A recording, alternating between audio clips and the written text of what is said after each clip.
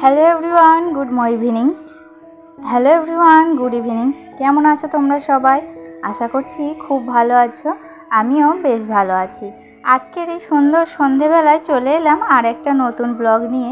তোমরা হয়তো দেখেই ফেলেছো, হ্যাঁ, এটা একটা একদম নতুন ব্লগ। প্রতিদিনের মতোই আশা করি আজকের ভিডিওটাও তোমাদের খুব ভালো লাগবে। সন্ধ্যায় তো আমি সাধারণত একটু ঘর দুয়ার গোছাতে বসে যাই, আজকেও তার ব্যতিক্রম হয়নি। বিকেলে বাবুকে টিউশন থেকে নিয়ে এসেছি, তারপর ঘর দুয়ারটা একটু গুছিয়ে নিয়েছি। সকালে একবার বিছানাটা ঝেড়ে নিয়েছিলাম, কিন্তু এখন আবার একটু ভালো করে পরিষ্কার করে নিচ্ছি। বেড কভারগুলো ভালো করে ভাঁজ করে রাখছি, পুরো ঘরটাকেই ফিটফাট করে নিচ্ছি যেন চোখে আরাম লাগে। আসলে ঘর যদি পরিষ্কার পরিচ্ছন্ন থাকে মনটাও ভালো থাকে। একটা কথা তো শুনে থাকো, যেখানে পরিষ্কার পরিচ্ছন্নতা সেখানেই মা লক্ষ্মীর বাস। তাই চেষ্টা করি যতটা সম্ভব নিজের আশপাশটা গোছানো সুন্দর করে রাখতে। তো চলো আজকের ব্লগে দেখে নিই আমি কিভাবে আমার সন্ধ্যাটা কাটাচ্ছি। এদিকে দিদি সন্ধ্যা বসিয়ে দিয়েছে আর আমিও দিনের সব কাজ প্রায় সেরে নিয়েছি। সন্ধ্যাবেলায় সবার সাথে একসাথে বসে টিফিনটাও হয়ে গেল, চা বিস্কুট দিয়ে হালকা একটা আড্ডা। তারপর ভাবলাম আজ একটু আগে থেকেই রাতের রান্নাটা করে নিই, কারণ রাতের রান্না যদি আগে থেকেই করে রাখা যায় তাহলে পরে আর হুড়োহুড়ি থাকে না, আমারও অনেক সুবিধা হয়।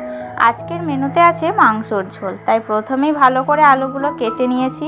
তেলের মধ্যে আলুগুলোকে একটু লালচে করে ভেজেও দিচ্ছি। আসলে মাংসের ঝোলে যদি আলু না থাকে তাহলে যেন সেই ঝোলের মান সম্মানই থাকে না, তাই আলু অবশ্যই থাকবে। আজকে মাংসের ঝোলটা বেশি পাতলা করব না, একদম গাঢ়ও করব না, মাঝারি একটা কনসিস্টেন্সি রাখবো, যাতে খেতেও ভালো থাকে আর হজমও ভালো হয়। বাবু তো বেশ কিছুদিন ধরেই বায়না করছিল মাংসের জন্য, তাই ভাবলাম আজ তার বায়নাটা একটু পূরণ করে ফেলি।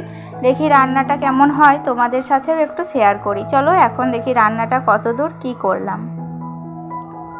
কি আর বলবো, তোমাদের দাদাভাই মাংস খুব একটা পছন্দ করে না, তাই আমাদের বাড়িতে খুব বেশি মাংস রান্না হয় না।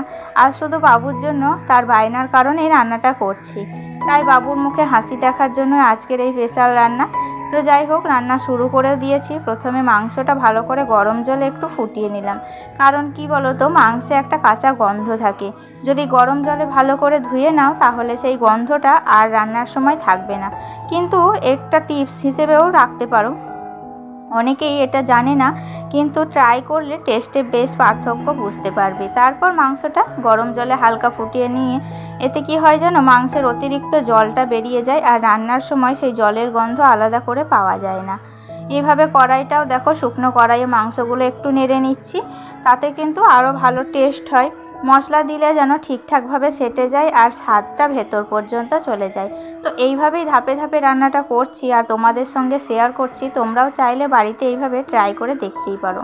আসলে কি বলো তো, আজকে অনেক সাহস করে মাংসের ঝোল রান্না করতে বসেছি। আসলে জানো তো, মাংসটা একটু দামি জিনিস, যদি রান্নায় ভুল হয়, টেস্টটা যদি ঠিক না হয় তাহলে মনটাই খারাপ হয়ে যাবে। তবে আগেও তো রান্না করেছি, মোটামুটি ভালোই হয়েছিল, আজকেও আশা করছি তেমনই হবে। রান্না শুরু করেই ভাবলাম তোমাদের সাথে একটু শেয়ার করি।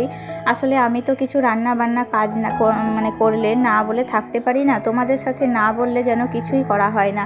রান্নাঘর একদম গরম হয়ে আছে, তবুও রান্না করছি আর একদিকে ক্যামেরা সেট করে তোমাদের সাথে শেয়ার করছি। এটা করতে আমার খুব ভালো লাগে। তোমরা জানো, ইউটিউব শুরু করেছিলাম একদিন হঠাৎ করে, দেখি সবাই কত সুন্দর করে নিজের ঘরের গল্প, রান্নাবান্না, জীবনের ছোট ছোট মুহূর্তগুলো শেয়ার করছে। তখন মনে হলো আমিও তো বসে বসে কিছু করছি না, তাহলে আমারও কাজের কিছু অংশ শেয়ার করলে কেমন হয়। তো এইভাবেই কিন্তু আমি প্রতিদিনের ছোটোখাটো কাজ, রান্না, সংসার এইসবই শেয়ার করতে করতে এখন মনে হয় দিনের বড় একটা সময় তোমাদের ছাড়া চলে না। ইউটিউব থেকে বড় কিছু পেয়েছি কি না জানি না, তবে তোমাদের মতো কিছু মানুষ পেয়েছি যারা দেখো আমার ভিডিও দেখে, চিনে, এইটুকুই আমার কাছে অনেক বড় পাওয়া। আমার বেশি ভিডিও ধরো বেশি লোক নাই দেখুক, কিন্তু 2-4 জন তো দেখে, সেইটুকুই আমার কাছে আনন্দ, যে আমাকে একটু একটু করে চিনবে, হয়তো আমিও একদিন বড় জায়গায় যাব, আমাকেও হয়তো অনেক লোক চিনবে, এই আশা নিয়ে আমার ইউটিউবে আসা। কিন্তু এখন যে আমাকে 1-2 লোক চিনছে আস্তে আস্তে, তো সেটাই আমার কাছে অনেক পাওয়া। তাই আজকের রান্নাটাও দেখো শেয়ার করলাম, দেখা যাক কেমন হয়। তোমরা শেষে অবশ্যই জানিও কেমন লাগলো। তো যাই হোক, তোমাদের সাথে কথা বলতে বলতে মাংসটা একদম ভালো করে কষিয়ে ফেলেছি, আর এর মধ্যে আলুগুলোও দিয়ে দিয়েছি। মাঝখানে একটু লোডশেডিং হয়ে গিয়েছিল, তাই মাংস পুরো রান্না হয়ে যাওয়ার পরের অংশটা তোমাদের সাথে ঠিক শেয়ার করতে পারলাম না। অন্ধকার হয়ে গিয়েছিল, কিছুই দেখা যাচ্ছিল না ক্যামেরায়। এরপর রাতে খাওয়া দাওয়া সেরে নিয়েছি, এখন বাবু ঘুমিয়ে পড়েছে আর ঘড়িতে রাত প্রায় 10টা বাজে। তাই আজকের ব্লগ এখানেই শেষ করছি বন্ধুরা। খুব ভালো লাগলো আজকের রান্নাটা, কথাবার্তাটা তোমাদের সাথে শেয়ার করে।